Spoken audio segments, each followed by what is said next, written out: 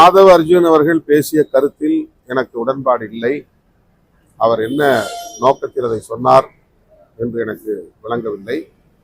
அந்த கருத்தை நான் மறுக்கிறேன். விடுதலை சிறுத்தைகள் கட்சி மறுக்கிறது. எளிய மக்களுக்கு அதிகாரம் வேண்டும் என்பது நம்முடைய கொள்கை, நம்முடைய நிலைப்பாடு, நம்முடைய விருப்பம், நம்முடைய வேட்கை.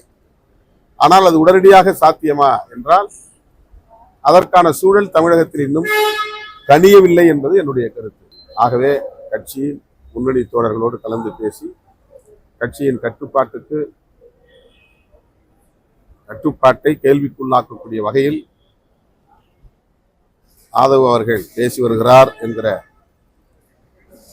ஒரு நிலையில் உயர்நிலை குழுவிட ஏற்கனவே நாங்கள் விவாதித்தபடி அறிக்கையை அனுப்புவோம். இன்னைக்கு நடந்த புத்தக வெளியீட்டு விழாவில் பங்கேற்க முடியாததுக்கு நீங்க ஒரு மிக நீண்ட ஒரு கடிதம் கொடுத்திருந்தீங்க. இருந்தாலும் கூட விஜய் என்ன சொல்லியிருக்காருன்னா, அண்ணன் திருமாவுக்கு ஒரு ப்ரெஷர் வச்சு வர முடியல, ஆனா அவருடைய மனம் முழுக்க இங்கதான் இருக்கும், நாங்க நம்புறோங்கிறாரு.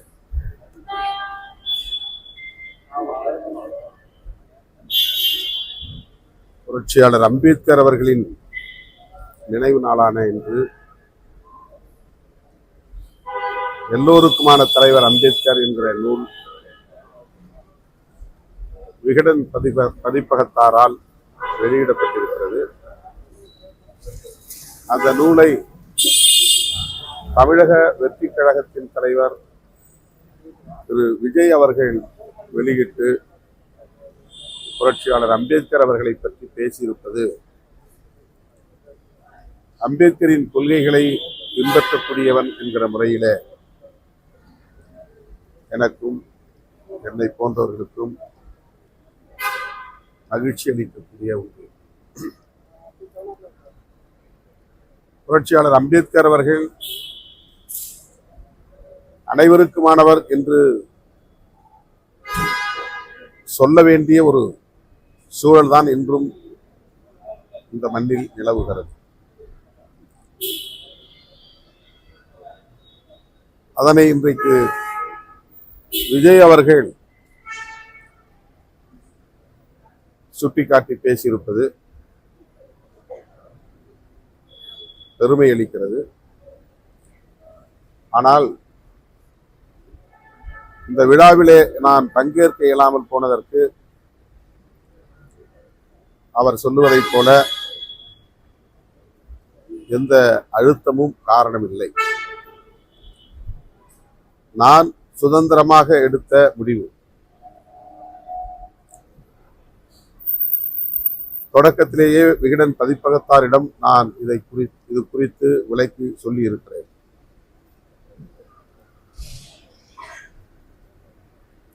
திரு விஜய் அவர்களும் நானும் ஒரே மேடையில் நூல் வெளியீட்டு விழாவிலே பங்கேற்கிற சூழல் எழுந்தால்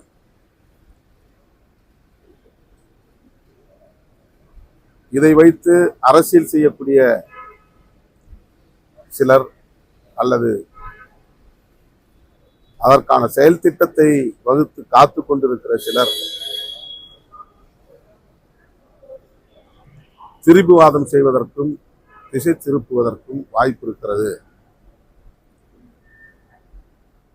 ஆகவே அதற்கு இடம் தரக்கூடாது என்கிற அடிப்படையில் ஒரு தொலைநோக்கு பார்வையோடு தான் இந்த முடிவை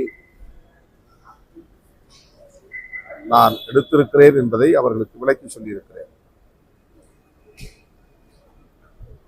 விஜய் அவர்கள் குறிப்பிடுவதைப் போல திராவிட முன்னேற்ற கழகமோ அல்லது திமுக தலைமையிலான கூட்டணி கட்சிகளோ எந்த அழுத்தமும் தரவில்லை. அவ்வாறு அழுத்தத்திற்கு பணிந்து இணங்கி முடிவெடுக்க இயலாமல் தேங்கி நிற்கிற நிலையில் விடுதலை சிறுத்தைகள் இல்லை அல்லது திருமாவளவன் இல்லை. அந்த அளவுக்கு நானோ விடுதலை சிறுத்தைகள் கட்சியோ பலவீனமாகவும் இல்லை. அதே போல வந்து பாத்தீங்கன்னா சீமான் என்னன்னா கலைஞர் நாளை வெளியீட்டு விழாவுக்கு முரண்பாடாக இருக்கக்கூடிய ராஜ்நாத் சிங் அவர்கள் அழைக்கும் போது இந்த முரண்பாடுகள் இருக்குது. ஆனால் விஜயோட ஒரே மேடையில் இருக்கும்போது அரசியலுக்கு முரண்பாடுகள் வர மாதிரி இருக்கு. ஸோ அதனால திமுகவின் அழுத்தத்தால் தான் திருமாவளவன் அவர்கள் வந்து இந்த நிகழ்ச்சிகளை வந்து கலந்துக்க மறுத்துட்டாங்க. அடுத்த இன்னைக்கு தமிழிசை சவுந்தரராஜன் அதை பற்றி சொல்லியிருக்காங்க. அதாவது ராஜ்நாத் சிங் அவர்களும் தமிழக முதல்வர் அவர்களும் ஒரே மேடையில் நின்றபோது, கலைஞர் நாணயத்தை வெளியிட்ட போது, அதற்கு முன்னதாக எந்த ஊடகமும் சந்தேகத்தை எழுப்பவில்லை, அரசியல் சாயம் பூசவில்லை. திமுக பாஜகவோடு கூட்டணி வைக்கப் போகிறது அல்லது பாஜக திமுகவோடு சேரப்போகிறது என்று யாரும் தலைப்புச் செய்தி போடவில்லை. அதிகாரபூர்வமாக அறிவிக்கப்படாத நிலையிலேயே ஆனந்த விகடன் அழைப்புதழ் அச்சிடுவதற்கு முன்னாலேயே ஒரு நாளேடு இதை தலைப்புச் செய்தியாக்கியது. அங்கிருந்துதான் இந்த சர்ச்சைக்கான புள்ளி தொடங்குகிறது.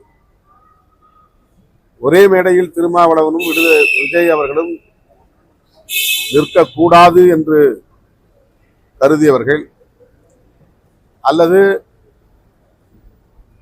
இப்படி திருமாவளவன் விஜயோடு போகிறாரா என்ற சந்தேகத்தை திமுக கூட்டணியிலே ஏற்படுத்த விரும்பியவர்கள் இந்த சர்ச்சைக்கு பிள்ளையார் சுழி போட்டார்கள். அதிலிருந்து தொடர்ச்சியாக தேவையே இல்லாத ஒரு சூழலிலும் கூட திருமாவளவன் போவாரா போக மாட்டாரா, விஜய் திருமா இருவரும் ஒரே மேடையில் நிற்பார்களா மாட்டார்களா என்று ஒரு மாத காலத்திற்கு தொடர்ந்து விவாதம் நடத்தியவர்கள் யார்? திமுக காரர்களா, திமுக கூட்டணியில் இருந்தவர்களா, அல்லது விடுதலை சிறுத்தைகள் கட்சியை சார்ந்தவர்களா? இல்லை. இந்த பின்னணியை ஆராய வேண்டிய தேவை இருக்கிறது. ஒரு நூல் வெளியீட்டு விழாவை அரசியல் நிகழ்ச்சியாக மாற்றுவதற்கு ஏற்கனவே அவர்கள் முடிவெடுத்து விட்டார்கள், மடைமாற்றம் செய்து விட்டார்கள். மீண்டும் அவர்களுக்கு ஒரு வாய்ப்பு கொடுக்கக்கூடாது, வெறும் வாய்க்கு அவள் கொடுத்த கதையாக மாறிவிடும் என்கிற நிலையில் சுதந்திரமாக நான் எடுத்த முடிவு. இதில் எந்த அழுத்தமும் இல்லை. 200 இடங்களில் இருமாப்புடன் வெல்வோம் அப்படின்னு சொல்லிட்டு இருக்காங்க. ஆனா அதுக்கு மக்கள் மைனஸ் பாடம் புகட்டுவார்கள் விஜய் பேசுறாரு. அதே வேளையில வல்லராட்சி முறைக்கு முடிவு கட்டுவோம், ஒரு தலித் கருத்தியல் சிந்தனை கொண்ட ஒருவர் முதலமைச்சராக வர வேண்டும்னு ஆதவ் அர்ஜுன் பேசுறாரு. ரெண்டு பேருடைய ஆதவ் அர்ஜுன் அவர்கள் பேசிய கருத்தில் எனக்கு உடன்பாடு இல்லை. அவர் என்ன நோக்கத்தில் அதை சொன்னார் என்று எனக்கு விளங்கவில்லை. அந்த கருத்தை நான் மறுக்கிறேன். விடுதலை சிறுத்தைகள் கட்சி மறுக்கிறது. ஒரு முதலமைச்சராக தலித்து வர வேண்டும்ங்கிறதும் உங்களுடைய கோரிக்கை. அதே மாதிரி ஒரு ஆட்சியில் பங்கு, அதிகாரத்தில் பங்குங்கிறது ஒரு நீண்ட காலமாக 25 ஆண்டு கால கோரிக்கை. அதை தான் ஆதவ் முன்வைக்கிறாரு. அதாவது நம்முடைய கொள்கை சாதி ஒழிப்பு. ஆனால் உடனடியாக அது சாத்தியமா என்றால் இல்லை. அதே போல நம்முடைய கொள்கை சமத்துவம். ஆனால் உடனடியாக அது சாத்தியமா என்றால் இல்லை. அதுபோல எளிய மக்களுக்கு அதிகாரம் வேண்டும் என்பது நம்முடைய கொள்கை, நம்முடைய நிலைப்பாடு, நம்முடைய விருப்பம், நம்முடைய வேட்கை. ஆனால் அது உடனடியாக சாத்தியமா என்றால் அதற்கான சூழல் தமிழகத்தில் இன்னும் கனியவில்லை என்பது என்னுடைய கருத்து.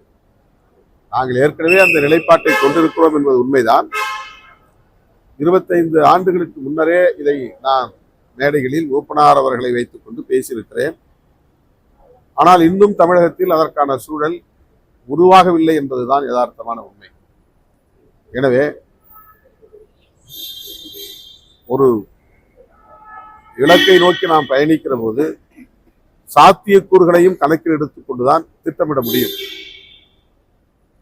நம்முடைய நோக்கம் என்னவாக வேண்டுமானாலும் இருக்கலாம். ஆனால் நடைமுறை சிக்கல்களை எவ்வாறு எதிர்கொண்டு அவற்றை நிறைவேற்றுவது, அந்த இலக்கை எட்டுவது என்பதில் நாம் வகுக்கிற உத்தியை பொறுத்துதான் அது அமையும்.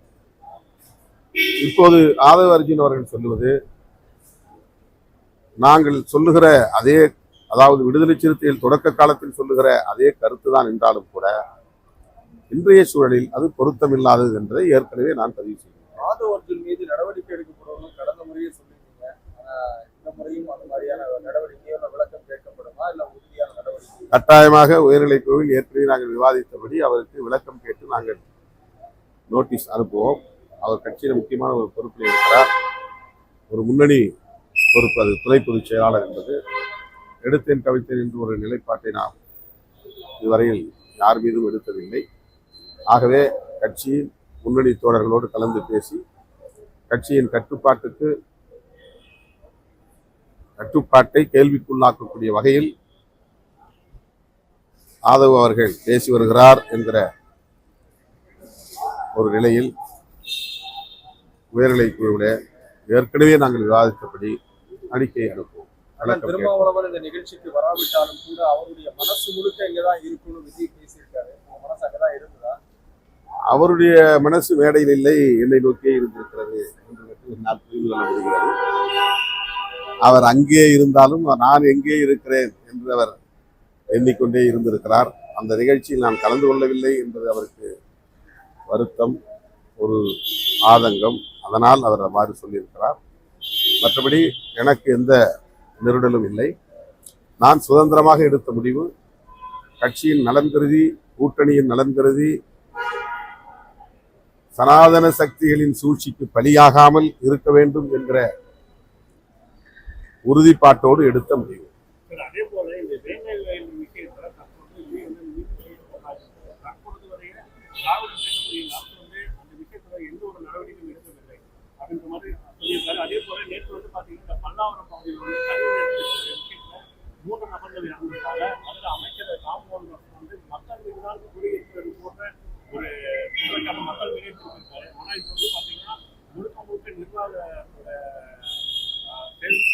சொல்லிட்டு அண்ணாமலை எடப்பாடி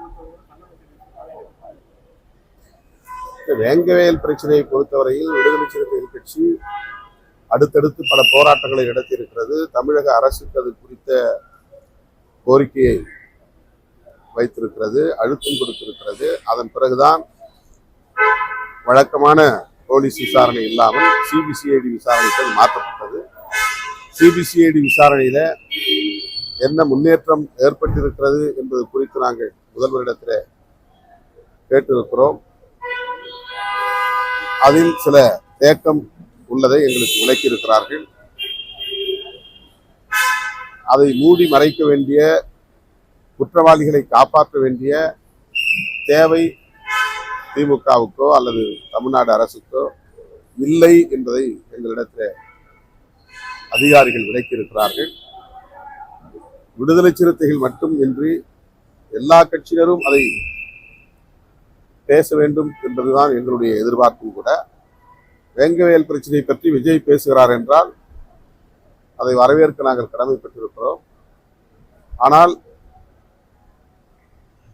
அதிமுகவோ அல்லது வேறு எதிர்க்கட்சிகளோ வேங்கவேல் பிரச்சனையில் ஏன் குற்றவாளிகளை கைது செய்யவில்லை என்று எந்த போராட்டங்களையும் அவர்கள் எடுக்கவில்லை. திருமாவளவன் ஏன் இன்னும் அங்கே ஒட்டி கொண்டிருக்கிறார் என்று மட்டும்தான் கேள்வி எழுப்புகிறார்கள். அதாவது வேங்கவேல் பிரச்சனையில் குற்றவாளி ஏன் கைது செய்யப்படவில்லை என்பதெல்லாம் அவர்களுக்கு கவலை இல்லை. வேங்கவேல் பிரச்சனையில் யாரும் கைது செய்யப்படவில்லை என்றால் திருமாவளவன் மட்டும்தான் கவலைப்பட வேண்டும், திருமாவளவன் மட்டும்தான் ஆத்திரப்பட வேண்டும், திருமாவளவன் அந்த கூட்டணியிலிருந்து வெளியே வர வேண்டும் என்ற ஒரு பொது கருத்து இங்கே உருவாகியிருக்கிறது. வேங்கவேல் பிரச்சனை மனிதாபிமானத்திற்கு எதிரானது. அதை கண்டிக்கவும் அதை எதிர்த்து போராடவும் அதிமுகவுக்கு பொறுப்பு இல்லையா அல்லது இதர எதிர்க்கட்சிகளுக்கு பொறுப்பு இல்லையா? அவர்கள் யார் எங்கே போராட்டம் நடத்தியிருக்கிறார்கள்? அவர்கள் ஏன் போராட்டம் நடத்தவில்லை என்று யாரும் ஏன் கேள்வி எழுப்பவில்லை? திருமாவளவன் ஏன் அங்கே ஒட்டி கொண்டிருக்கிறார் என்று மட்டும் கேள்வி எழுப்புகிறார்கள். ஆக அவர்கள் நோக்கம் குற்றவாளிகள் கைது செய்யப்பட வேண்டும் என்பதில்லை. திமுக கூட்டணியிலிருந்து திருமாவளவன் வெளியேற வேண்டும், அதற்கு இது ஒரு சாக்கு. இதை ஒரு குற்றச்சாட்டாகத்தான் முன்வைக்கிறார்கள். அதுபோல் இல்லாமல் உண்மையிலேயே வேங்கவேலில் பாதிக்கப்பட்ட மக்களுக்கு நீதி கிடைக்க வேண்டும் என்று விஜய் அவர்கள் குரல் கொடுப்பாரையானால் அதை நாங்கள் வரவேற்க கடமைப்பட்டோம். இருக்கக்கூடிய நிலையில இது கூட வந்து பாத்தீங்கன்னா மணிப்பூர் மாவட்டம் பற்றி தெளிவா வந்து விஜய் வந்து சொல்லியிருக்காரு. ஒன்றிய அரசோட செயல்பாடுகள் எப்படி இருக்குங்கிறதுக்கு எடுத்துக்காட்டுதான் மணிப்பூரோட கலவரம் கேட்டிருக்காரு. ஆனா தற்பொழுது தமிழகத்துல வந்து அவருடைய பிஜேபி நீதிமன்றம் செயல்படுற மாதிரி ஒரு சில அரசியல் கட்சிகள் கூறிட்டு வராங்க. மணிப்பூர் விஷயத்திற்கு நாங்கள் எல்லாம் போராட்டம் எடுத்திருக்கிறோம். விமர்சிப்பவர்கள் எத்தனை பேர் மணிப்பூர் பிரச்சனைக்காக போராடி இருக்கிறார்? இந்திய ஒன்றிய அரசு மணிப்பூர் பிரச்சனையில் எவ்வளவு மெத்தனமாக இருக்கிறது என்பது எல்லோருக்கும் தெரியும். ஆனால் தமிழ்நாட்டில் ஓரிரு கட்சிகளை தவிர, ஒரு சில கட்சிகளை தவிர வேறு யாரும் அதை எதிர்த்து பெரிதாக போராடவில்லை, அலட்டிக் கொள்ளவில்லை. திமுக அரசை குறை கூற வேண்டும், அதை மட்டும் கூறினால் சரியாக இருக்காது என்று அவ்வப்போது பிஜேபியை எதிர்ப்பதை போலவும் சில பேர் தொட்டு காட்டுகிறார்கள். உள்ளபடியே மணிப்பூர் விஷயத்தில் விஜய் அவர்களுக்கு அக்கறை இருக்குமேயானால் இந்திய ஒன்றிய அரசை கண்டித்து தமிழக வெற்றிக் கழகத்தின் சார்பிலே ஆர்ப்பாட்டம் நடத்த வேண்டும், அழுத்தம் கொடுக்க வேண்டும், பிரதமரை சந்தித்து முறையிட வேண்டும். இது என்னுடைய வேண்டுகோள்.